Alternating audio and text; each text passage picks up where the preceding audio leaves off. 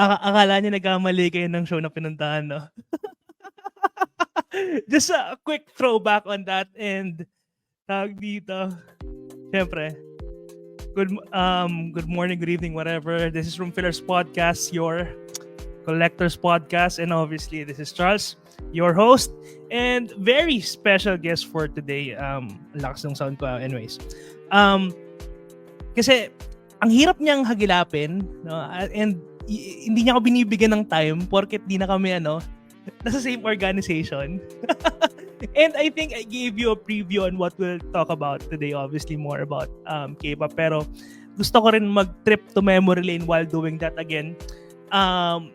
Very exciting to invite her in my own show. Okay? Ang aking favorite co-host, nag-iisa. Nagulat ka rin, no? Nagulat ka rin, no? Nagulat ako at the same time, nalungkot ako kasi ang payat ko doon. Ang payat na mukha ko doon, sabi ko. Ano ba yan? Ang nakakatawa dito is, I think that is one of also the best episodes that we had, right? Before. Kasi yun yung more than friends, less than lovers episode. Happy rin yan siya. Actually. Pero bago ang lahat, pwede bang mag-good evening, good morning muna ako sa mga Yes. Good morning and good morning mga podcast room. Tama ba yung ko? Room Fillers Podcast. Room Fillers Podcast. Ayan. So, makikita niyo naman ang tandem namin ni Charles. Mr. Charles, ang aking ever supportive na, dati kong HR. Pwede ko sabihin. Pwede. Sabi ko naman sa'yo, no limit dito. Siyempre, sa ako, meron ako sinusundan na, brand guidelines. Ano ka ba? Dati, FYI guys. Pero mag-shoutout muna ako. Andito na agad si Jet. And happy birthday to the love of my life na nasa gilid ko ngayon, babe. Happy birthday, Bea. Happy birthday. And Ollie, you're here. Miel. And pa-shoutout from Bulacan. Okay. And Nico from Cavite as well. Thanks for tuning in. Well, sabi ko nga, I think we have planned doing that live or doing live ever since, pero we didn't attempt to. Diba? Mahirap kasi dahil una, mga barubado tayo sa sa totoong buhay eh. So parang nakakatakot actually. Syempre mahirap na ikaw HR, baka bigla mo kong i-HR on the spot. Ay, hindi Baliktad. Ako yung HR, pero ako yung may HR. May HR. Pareho tayo actually. Tapos, I remember, kasi when we do takes, si Koy, kinakat niya yung mga mura natin. Or bleep, yes. Siyempre, kasi nga, mahiyari tayo, uy. Pero buti ako sabi mo dito, this is, very organic. So, yeah. Free for all kung ano lang mapag-usapan natin. Though we also had like a quick discussion on what we're gonna talk about. Pero, nakaka-enjoy lang. And siguro, I think that's one of the things that I've missed in the past, no? Kailan ba yung last episode? Parang ang huling episode natin was last 2 years. Bago. Yeah, K-pop din eh. K-pop yung last episode natin. A year ago. Seryoso ba? Yeah. Hindi ko naman alas na dami kasi syempre, well, right now, I'm also doing another podcast. Parang spin-off siya ni Breakfast Club eh. So, parang I saw that together with Engagement Team. Yeah, iba-ibang guests. So, more of, pwede ko ba siya i-promote? I-promote siya. So, is naman siya, company, driven naman siya. Pero, it's more of like, usapan ng during break time. Kaya we call it, break room. Break room na yung pangalan. Yeah. Kasi, siya ng Breakfast Club eh. So, hindi lang siya every breakfast. So, every break time, nag-uusap yung mga friends, mga ganyan. Pero ganun yun actually. After that, nawala na talaga eh, no? You didn't continue the show. After that. Ito na yun. Si Breakfast Club. Ito na yung spin-off niya, yes. Kailan yung nag-start yung break room? Break room parang sa Zoom yun, Kailan ba yun? Last year. Last year. Parang hindi ko nakikita yung nakailang show na to? 2, 3? Basta parang nag-ano lang siya ng kung kailan tayo huling nag-stop and then parang nag-isip kami ulit ng paano namin siya aayusin kasi syempre ikaw ang co-host ko tapos iniwan mo ko, di ba? I remember, nangako pa ako dun sa last show that we will be having another continuous run for 3 episodes yata, if I'm not mistaken. Ewan ko sa'yo. Iniwan Wala. Well, anyways, ito, magtatampo tong mga to. Kailangan ko lang i-shoutout to. Ayan. Nico and Rain Lactao, thank you guys for tuning in. Now, let's get into business. I think, ewan ko kung pinunod mo yung mga episode ko dito, feeling ko hindi. Sa Sabi first mo, hirap ako mag-ilapin, di ba? Busy. Meron naman ako napanood, grabe. Kaya nung isang live mo, napanood ko. Okay. Kasi sa first episode, minention kita eh. If I'm not mistaken, when I started the Room Fillers podcast, my first pilot the pilot episode mismo, I think I mentioned about the history and what will be the track of this show overall. Kasi you know that I started in the fragrance community and eventually parang expanding the horizon to other collectors out there. So naisip ko, collectors podcast na natin ang gawin ko. And a lot of folks siguro would think na why are we, or why am I, having this kind of diversification to other collectors. Curious din ako as a FYI, si Sam is also a collector but more onto BTS ba talaga? Or pure BTS ba? Pure BTS. Pure BTS. No other K-pop group or anything. Okay. Gusto sa tanda ko nga, di ba? Late bloomer. Kasi ngayon pa ako na-addict sa mga ganyang collection. Hindi ka nag-F4. Ira natin yan. No, hindi. Parang wala naman yata kasi during that time, wala pa like yung mga official merch. Parang more of, lang siya like posters. Parang ganun lang eh. This time kasi parang iba na yung generation. Ang gastos pala maging collector ng pag-K-pop. I mean, siguro kahit anong collection pa yan eh. Pero, tama ka, may premium I agree. Sa K-pop, parang, I get it, diba? There's a money, involved, and at the same time, talagang, sorry for the word, pinipirahan tayo ng mga tao. Pero, agree yun. Ang mahal ng koleksyon sa inyo, gets ko na sa pabango, and sa other shoes, bags, wallet, etc. Pero sa mga, ano ka tag din, memorabilias, ano ba ito, mga albums, covers, ano ba yung mga kino-collect usually? Yan, iba-iba. Depende. Well, you can start off with, yung pagiging member. Para makuha mo yung premium items, ikaw yung mauna, you have to pay for the membership. So, doon pa lang, magbabayad ka na, and then magbabayad ka pa sa, Seriously? May membership? Member ka? Ngayon, hindi ako nagpa-official, may official member ha. Member ako, yes. Yun yung free. Kumbaga parang sa isang brand, may free version, tapos may paid version. So, sa free version, pwede ka naman, pero may mga items kasi na exclusive for official members. Ano to? Parang Facebook group, website? Sorry, wala talaga ako alam sa space na yan. May app siya. You can check it out. Actually, hindi lang BTS yung app na yun. Pero lahat ng nandoon is mga famous na K-pop icons or band. Tapos, once they release the merch, parang notif din sa phone mo, ganun kasi app siya. Yes! Tapos exclusive, nakalagay doon exclusive for official members. Wow! I never thought na ganun ka-hardcore yung ginagawa. Totoo! Akala mo dyan. Mahirap, sobrang gastos. Kasi nga yung membership, sorry. Yung membership is yearly. So, you have to renew it. 100-something thousand won. Nasa ibang currency Akala ko siya. peso para akong parang hampasin ko tong mic bigla. Mga 8,000 pesos. Per year.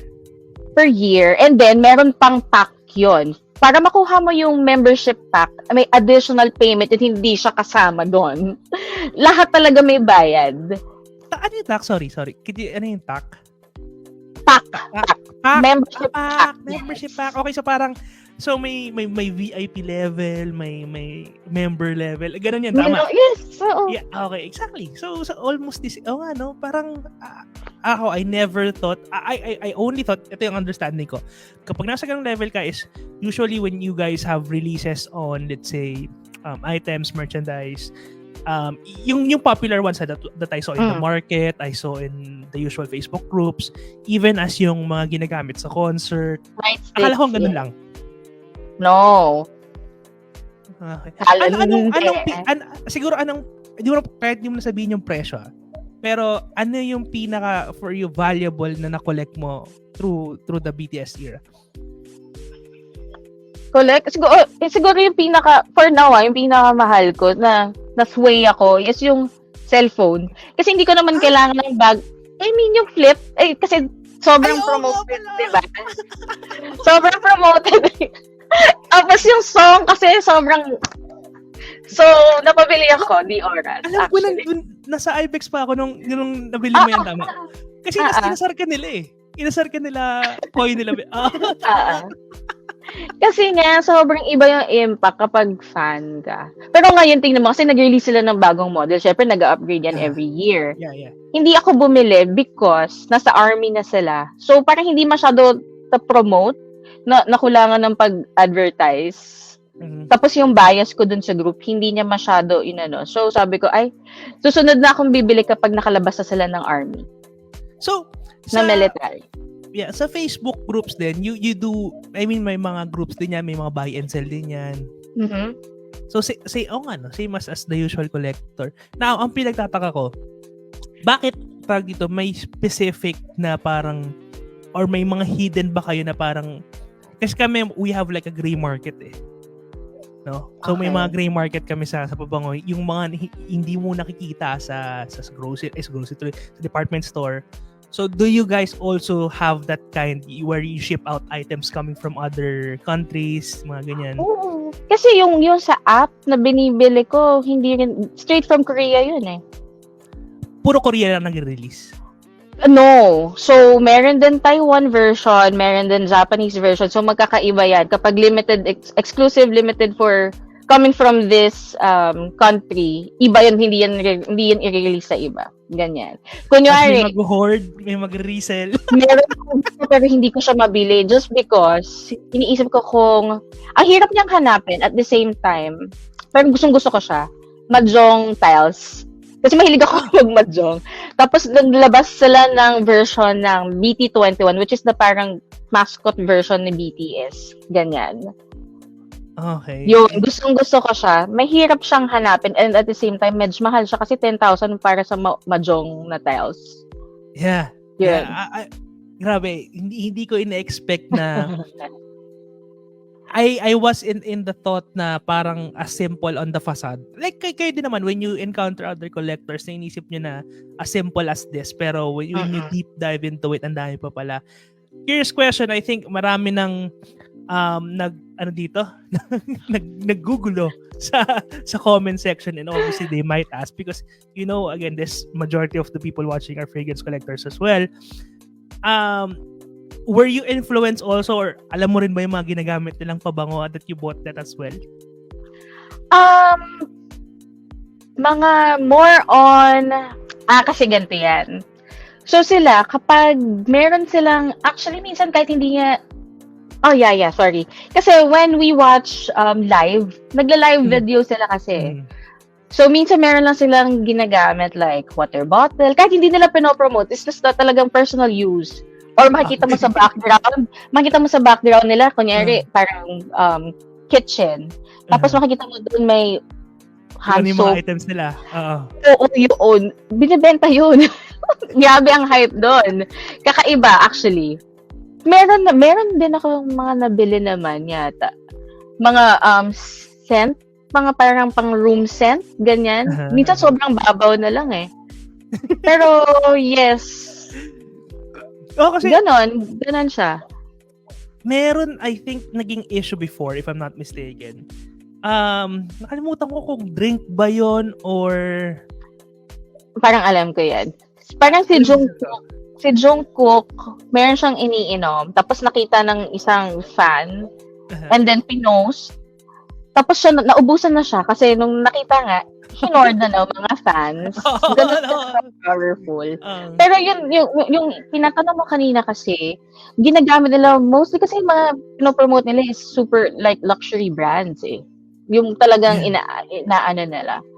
So, siguro, na ba ako nabili?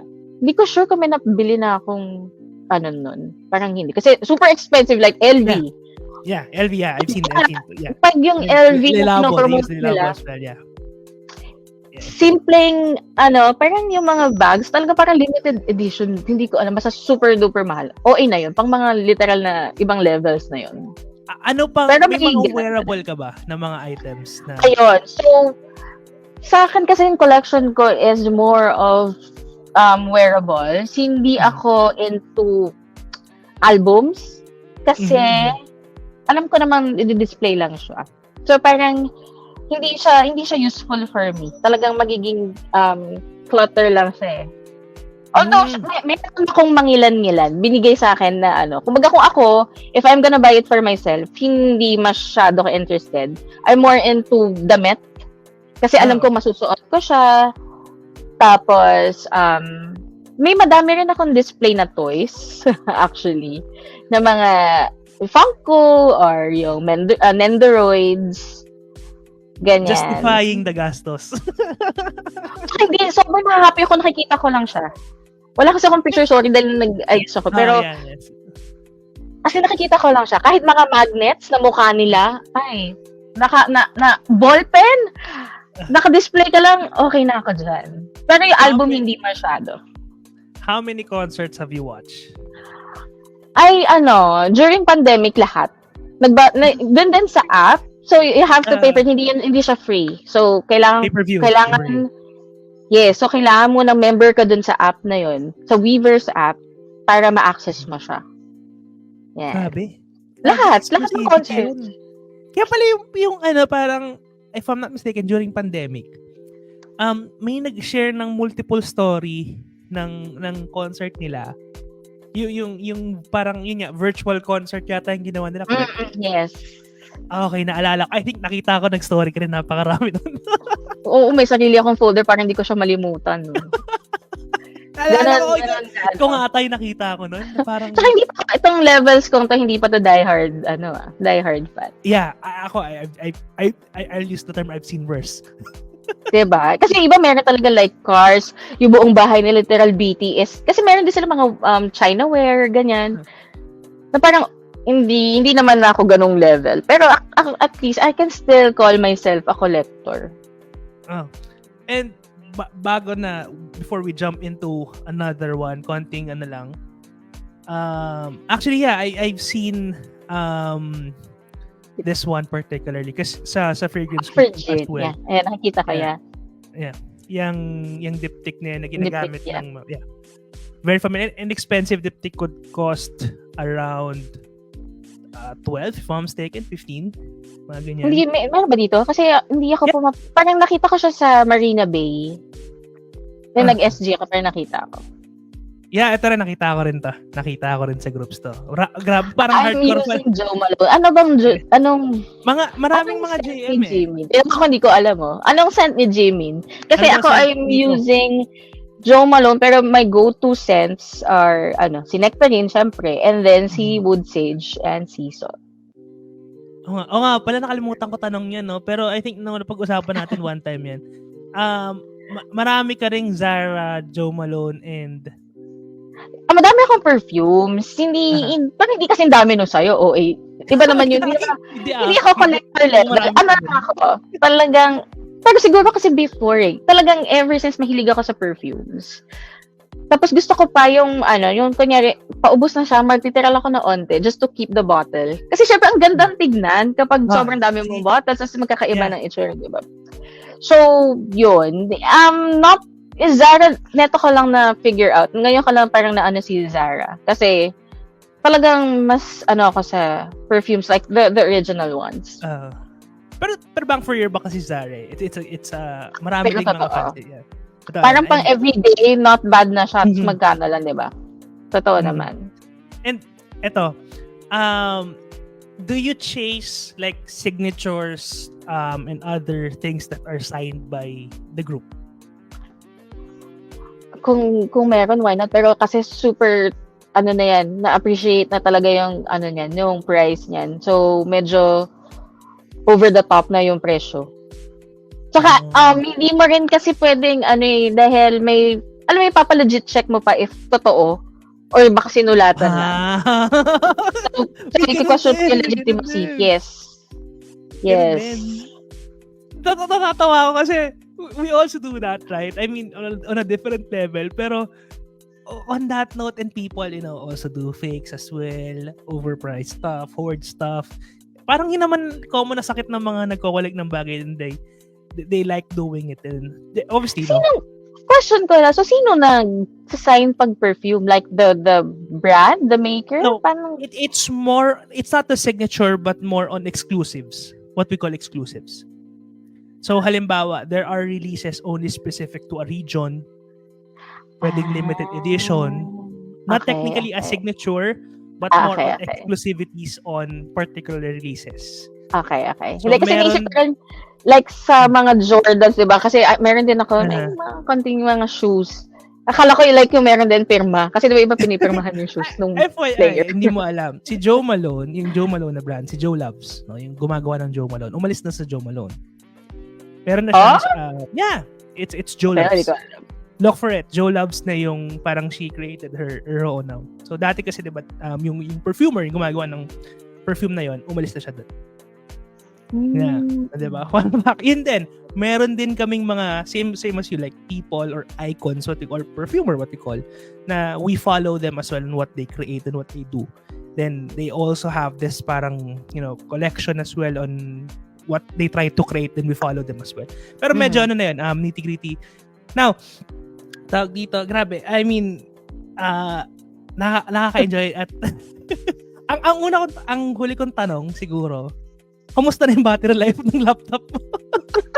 Ay, hindi, okay lang siya. Naka-charge lang siya.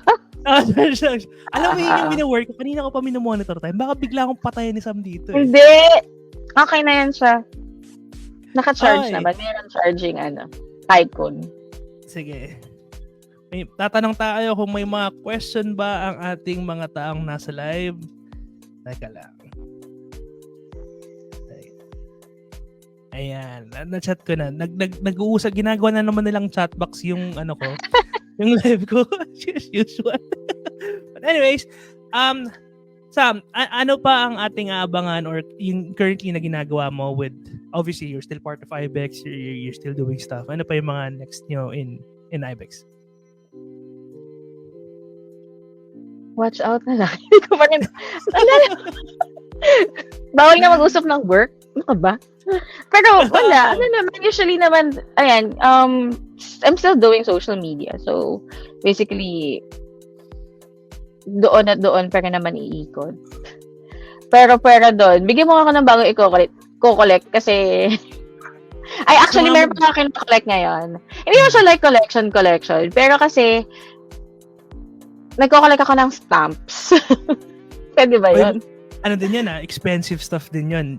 Kasi may inclusive na yung rarity nun tsaka yung iba. Diba? Hoy, hindi stamps na as in stamp, like stamps? Kapag kasi when you travel, okay. Akala ko anong stamp, yung stamp ng letter stamp. Diyos ko, mahal nila. Parang antique collection na yun travel stamp. So, parang nakita ako ng ganyan na nausin dati sa Facebook If yung kukulayan mo yung na-travelan mo na lugar. Pwede. Pero ako, it's more of like stations. Pero meron ganyan. Pero ako more on stamps. Wala naman kasi ako masyado. Sabi ko nga sa'yo, ang gastos kasi pag magko-collect. So parang, nag-iisip ako ng something na, ngayon, parang ngayon hindi ako masyado bumibili ng BTS. Ata, wala akong maisip or hindi ko lang siya naiisip. Nag-crypto ka pa rin. Lang siya. Auto-invest. Ganun din sa akin yun. Ganun pa yung mga Binance and all that shit. Yeah. Anyways. So, it's, I want to make this long, pero I wanted to make it quick as well. And obviously, na-miss kita and Baka tayo mag-live talaga tayo na magkasama, no? Iniisip ko nga, di ba, nagigis kayo doon ng mga expert. Charot. Oo, pwede kita i-guess ulit. Pero depende sa topic. Saka, alam mo naman, tayo dyan? Behave. Pero may mga plans naman kayo mag-live? Wala rin? Magla-live? Parang mahirap Bakit? nga. Kasi nga, siyempre minsan, baka mamaya may mga slip of the tongue. Para hindi na lang, mapahamak. Ano po? Totoo, actually, yun yung isang part ko dito na nahihirapan ako. Kunwari, di ba, nagla-live tayo ngayon. Tapos, nagna-navigate ako. At the same time, check ko yung sa stats, yung com. Mahirap nga siya. Lalo na pag ginagawa mo siya mag-isa. Kaya nga, for the sake of fun and obviously, wala lang akong magawa siguro. Yun lang din yung nasa isip ko. Anyways, Sam, thank you so much. Sobrang busy mo, no? Guys, wala akong bayad sa kanya. Nag-iisip pa ako ng bayad. Sabi mo, bibigyan mo ako ng Bibigyan kita ng bagong perfume. Huwag kang mag-alala. Alam mo, or kahit mag-suggest ka lang ng okay na perfume na mabibili ko sa Dubai. Hindi. Magbibigay ako sa'yo ng hindi mo mabibili. Talaga? Yung mga rarity. Kilala ko nila. Marami akong mga rare items. Anyways, ayun. Thank you so much, Sam. And for all those tuned in, konting announcement lang before I end the live. So, next week, I'll be doing a solo live, but we have like a good topic all about houses. So, I think I'll do also a giveaway. And that giveaway is particular lang doon sa top houses that I'll be pointing out. Or I'll be, kumbaga, think of na ito yung magiging top list ko, parang gano'n. So, para siyang hulaan lang, no? Hulaan niyo lang kung ano sa tingin niyo yung top list ko. Pag nahulaan niyo yung top list ko, definitely you'll get a brand new perfume coming from me. I'll ship that out. Tapos, yun lang, no? So, I'll send out the mechanics siguro. Pwedeng ka sumali dyan. Kaso parang kang doon. Parang nag-aaral ka ng French kasi, ano itong mga to? Ganyan. Ganun yung feeling mo kasi parang alien lahat sila. Pakinggan. Pero pwedeng ka manghula doon. Okay. Oo naman. And, ayan, may mga socials ka ba na dapat i-follow namin? I'm a very private person. Yun pala. Yung mga gusto. Private person yan. FYI, in a relationship for ano ba? For 3 years na ba? 4 years? I lost track na eh. 3 years. 3 years. Diba? Alam ko, diba? Itong mga nasa group chat na to, mamaya tanong sa akin sa GC namin for sure. Okay, binabalaan ko lang kayo. Okay. Ano po? Hindi, huwag na sabihin dito. Para meron silang Sige, ikaw na ba? Anyways, ito na talaga. Paalam na and thanks for tuning in for at Rompillers Podcast. Stay safe and keep on collecting. Thank you. Bye.